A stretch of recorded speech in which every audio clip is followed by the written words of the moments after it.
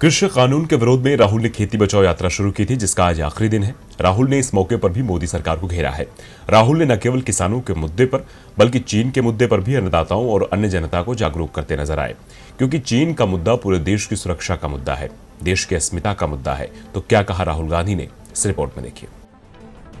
इन दिनों राहुल गांधी जिस तरह सरकार के खिलाफ संघर्ष करते नजर आ रहे हैं, ऐसे में ये कहा जा सकता है कि राहुल अब अपनी विरासत में मिली राजनीतिक रणनीति का पूरा इस्तेमाल कर रहे हैं।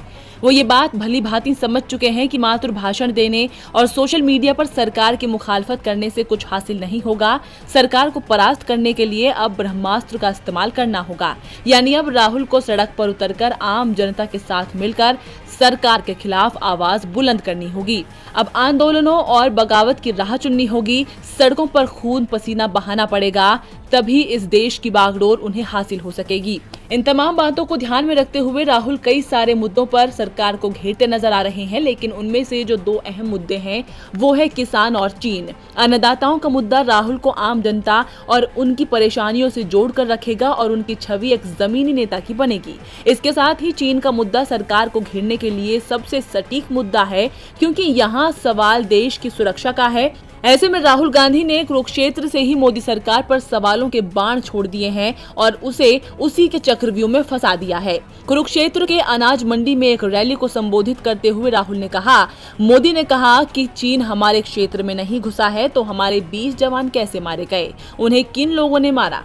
राहुल ने कहा कि दुनिया में एक ही देश है जिसकी जमीन हड़पी गई है, वो भारत है, और ये लोग अपने आप को देशभक्त कहते हैं। प्रधानमंत्री अपने आप को देशभक्त कहते हैं और पूरा देश जानता है कि चीन की सेना हमारी सीमा के अंदर है।